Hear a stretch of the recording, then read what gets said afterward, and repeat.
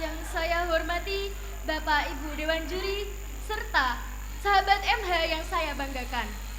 Perkenalkan, nama saya Nurul Aulia Hasanah. Saya dari kelas 9A. Di sini saya akan bercerita dengan judul Legenda Telu Awur. Dahulu kala, di suatu desa terdapat sepasang suami istri yang hidup bahagia dan saling mencintai. Sang suami bernama Syekh Abdul Aziz dan sang istri bernama Den Ayu Roro Kuning. Den Ayu Roro Kuning memiliki paras yang sangat cantik seperti bidadari. Sementara itu, Syekh Abdul Aziz dalam kesehariannya bekerja di ladang. Tetapi Syekh Abdul Aziz memiliki kebiasaan yang buruk. Ia selalu pulang terlebih dahulu sebelum pekerjaannya selesai. Lalu istrinya mempunyai ide untuk mengatasi hal tersebut. Den Ayu, kakang kangen deh Ayu. Sehari saja tidak melihat wajah Dajeng. Rasanya ada yang hampa dari hidup kakang. Iya kakang, saya paham. Tapi kalau setiap hari seperti ini terus, pekerjaan kakang di ladang akan terbengkalai. Lalu, bagaimana caranya untuk mengobati rasa rindu kakang terhadap Dajeng? Dajeng punya ide. Bagaimana kalau kakang melukis wajah Dajeng saja? Ide yang bagus. Oke, bersiaplah Dajeng. Kakang akan melukis wajahmu. Nah, setelah lukisannya itu jadi, dibawalah lukisan tersebut ke ladang. Tanpa firasat apapun, tiba-tiba ada angin yang sangat kencang dan membawa lukisan tersebut terbang sangat jauh. Hingga akhirnya lukisan tersebut sampai di depan kerajaan Raja Joko Wongso.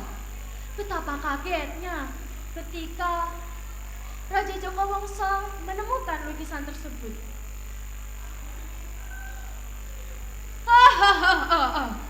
Siapa ini? Cantik sekali.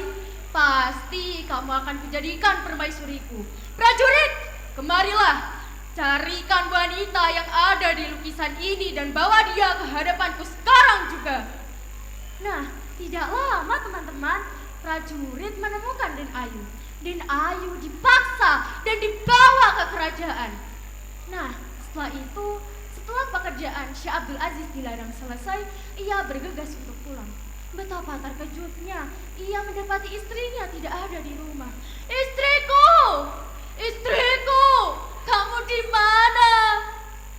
Nah, setelah itu, ia mendengar kabar kalau istrinya dibawa oleh prajurit Raja Joko Wongso untuk dijadikan permaisurinya. Lalu ia bergegas untuk pergi ke kerajaan dan berpura-pura menjadi pengantin dengan memakai kentrung. Mungkin kalau sekarang Syekh Abdul Aziz bakalan jadi lagu seperti ini teman-teman.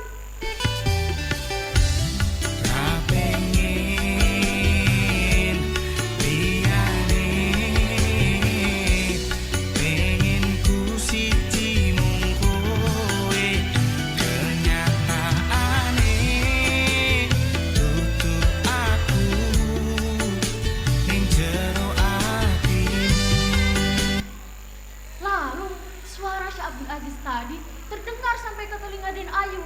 Setelah Den Ayu yakin bahwa tadi adalah suara Syekh Abdul Aziz, lalu mereka bertemu. Mereka membuat perjanjian dan memberi syarat kepada Raja Joko Wongso sebelum menjadi suami Den Ayu.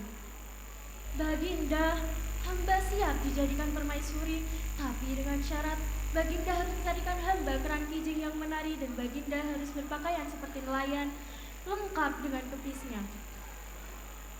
Siap Dewi, apapun yang Dewi ajukan, Baginda siap melaksanakannya. Nah, setelah itu di dalam kerajaan, Syekh Abdul Aziz berpura-pura menjadi Raja Joko Wongso dan memerintahkan prajuritnya. Prajurit, sekarang kerajaan kita sedang diintai mata-mata. Mata-mata tersebut berada di pesisir pantai. Ia memakai baju nelayan lengkap dengan kepisnya. Lalu prajurit langsung mencari mata-mata tersebut dan menemukannya. Tanpa bertanya-tanya, prajurit langsung mengeroyok dan menghabisi mata-mata tersebut, yang aslinya adalah Raja Joko Wongso. Raja Joko Wongso pun berteriak-teriak, "Teluk! Teluk! Hentikan prajurit! Hentikan! Aku adalah rajamu, tetapi kalian tetap ngawur! Telur! Nah, dari kejadian tersebut, tempat tewasnya Raja Joko Wongso dinamakan dengan Desa Telu Awur. Pesan moral yang terdapat dalam kisah ini adalah satu, kita tidak boleh serakah dan mengambil hak orang lain. Dua, kita tidak boleh balas dendam kepada orang yang sudah berbuat kejelekan kepada kita. Paham kan teman-teman? Udah ya, aku selesai ceritanya. Sekian dari saya. Apabila ada